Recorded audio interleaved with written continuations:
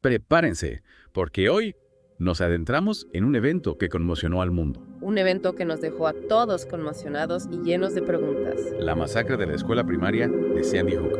A través de informes oficiales y artículos, vamos a intentar reconstruir lo que pasó ese 14 de diciembre de 2012. Y no solo los eventos, sino también intentar entender la mente del perpetrador, Adam Lanza. Exacto, es una tarea difícil. Sin duda, pero crucial si queremos aprender algo de esta tragedia. Empezamos en un lugar que asociamos con la seguridad y la inocencia, Una escuela primaria. en la tranquila localidad de Newtown, Connecticut. Un lugar donde nadie se imaginaba que algo así pudiera suceder. Y eso es lo que hace este caso aún más escalofriante. Y aunque parezca contradictorio, la escuela ya contaba con medidas de seguridad reforzadas. Así, Sí, los visitantes tenían que identificarse visualmente y las puertas se cerraban con llave después de las 9:30 de la mañana.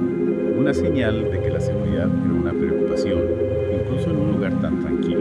Sin duda, pero lamentablemente ninguna medida pudo detener lo que estaba a punto de ocurrir. Para entender la magnitud de la tragedia tenemos que empezar por el principio, la mañana del 14 de diciembre.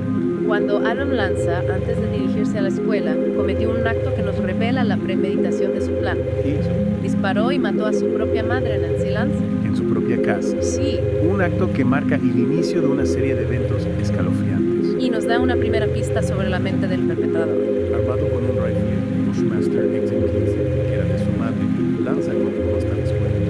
Vestía de negro, con tapones para los oídos amarillos, un chaleco utilitario y una cantidad considerable de municiones. Interesante el detalle de los tapones para los oídos. ¿Quién te dice eso? Podría indicar que quería bloquear cualquier distracción, cualquier sonido que pudiera interferir con su terrible objetivo. Es decir, un nivel de preparación que hiela la sangre. A las 9:35 de la mañana, Lanza llegó a la escuela y sin dudarlo disparó a través del panel de vidrio junto a la entrada principal. Imagínate el sonido de los disparos resonando por los altavoces del colegio. En ese momento se usaban para los anuncios matinales. Exacto, un sonido cotidiano transformado en una señal de muerte. Terrorífico. La directora, Dawn Hospital, y la psicóloga escolar, Mary Sherline, al escuchar los disparos, salieron al vestíbulo para investigar.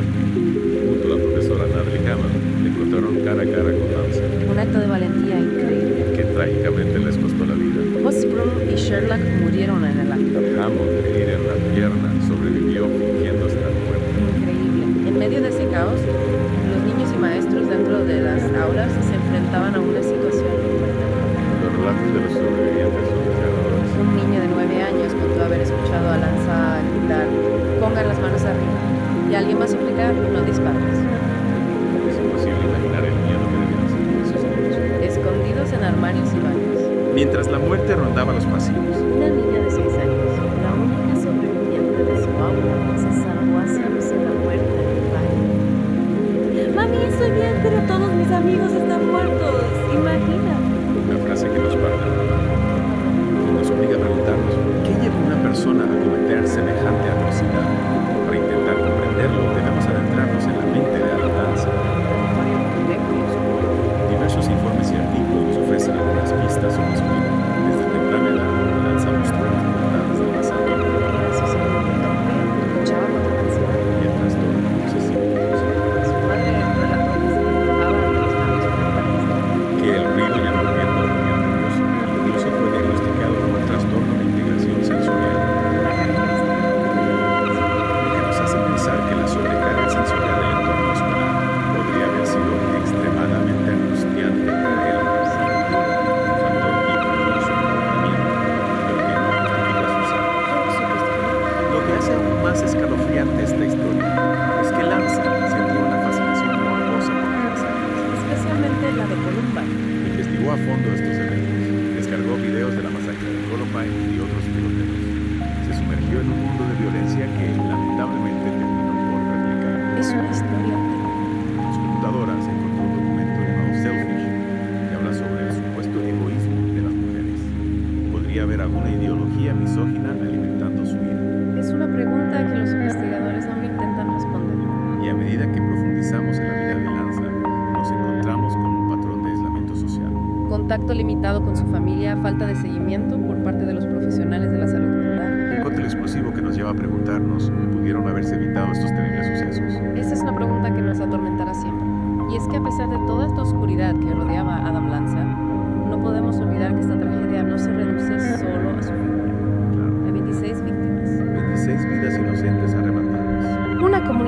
entera sumida en el dolor. Víctimas que merecen ser recordadas, cuyas historias no deben ser eclipsadas por la del perpetrador. Exacto. Hablemos de ellas, de las personas que perdieron la vida ese día. Empecemos por aquellos que intentaron detener la masacre, que se enfrentaron a Lanza con valentía. La directora Dawn Hirschman, Siempre preocupada por la seguridad de sus alumnos, la psicóloga Mary Sherlock dedicada al bienestar de la comunidad escolar, y maestras como Victoria Soto, que protegió a sus alumnos con su propio cuerpo. héroes que dieron su vida por los demás, un sacrificio que nos conmueve profundamente. Sí, Y luego están los niños, 20 pequeños que perdieron la vida ese día. cada uno con sus sueños, sus familias que los amaban, Es desgarrador pensar en el futuro que les fue arrebatado. en las familias destrozadas por la pérdida, La policía encontró en la escuela una cantidad abrumadora de evidencia. las armas, la munición, los casquillos de bala. Un testimonio mudo del horror que se vivió en esos minutos fatales. Las víctimas, muchas de ellas, recibieron múltiples disparos. Un indicador de la brutalidad del ataque. La reconstrucción de los hechos nos permite visualizar la secuencia de los eventos. Pero no nos acerca a la comprensión del porqué. ¿Y qué hay de la respuesta policial? ¿Cómo se desarrollaron los acontecimientos una vez que se dio la alarma? La primera llamada al 911 se realizó a las 9:35:39 am, segundos después de que comenzara el tiroteo. La policía de Midtown llegó a la escuela en cuestión de minutos. Pero para entonces, Ya era demasiado tarde. una carrera contra el tiempo que lamentablemente se perdió. Es escalofriante pensar que todo ocurrió tan rápido. En menos de 5 minutos, Lanza había disparado 156 balas, dejando un saldo de 26 víctimas en la escuela antes de quitarse la vida. Un acto final que nos deja con más preguntas que respuestas. ¿Qué encontraron los investigadores al analizar la escena del crimen? ¿Algún indicio que arrojara luz sobre los motivos de Lanza? La policía, al entrar a la escuela, se encontró con una escena devastadora. Aulas convertidas en campos de muerte, el silencio roto solo por el llanto de los sobrevivientes. Un panorama que ningún agente del orden debería presenciar. Las investigaciones posteriores lograron desentrañar el misterio que rodea a Lance. Los investigadores se enfrentaron a un rompecabezas complejo. Analizaron la computadora de Lanza, su historia de navegación, sus escritos. Buscaron cualquier pista que explicara la masacre. Cualquier indicio que pudiera dar sentido a algo inexplicable. ¿Y qué descubrieron en su búsqueda? Algún elemento que nos acercara a la comprensión de sus actos, Descubrieron que Lanza había borrado el disco duro de su computadora. lo que dificultó la recuperación de información. Sin embargo, encontraron evidencias de su obsesión con las masacres, con la violencia en su forma más cruda. Había investigado a fondo otros tiroteos escolares como Columbine y había descargado videos e información sobre estos eventos. Que confirma la imagen nuevamente perturbada, obsesionada con la muerte. Pero encontraron algo que explicara por qué eligió la escuela primaria de Shannon como objetivo. ¿Por qué esos niños, esa comunidad? Esa es una de las grandes preguntas sin respuesta. Algunos especulan que pudo haber sido un tipo fácil, un lugar donde sabía que no encontraría resistencia. Otros sugieren que pudo haber algún tipo de conexión personal con la escuela. Esto no ha sido confirmado. La falta de respuestas que nos deja con una sensación de vacío, de impotencia. Es como si la mente de Lanza fuera un laberinto sin salida. Lleno de oscuridad y preguntas sin respuesta. Y ese es uno de los aspectos más perturbadores de este caso. La falta de una explicación clara nos deja con una sensación de vacío, de incomprensión. Nos obliga a enfrentarnos a la realidad de que a veces el mal no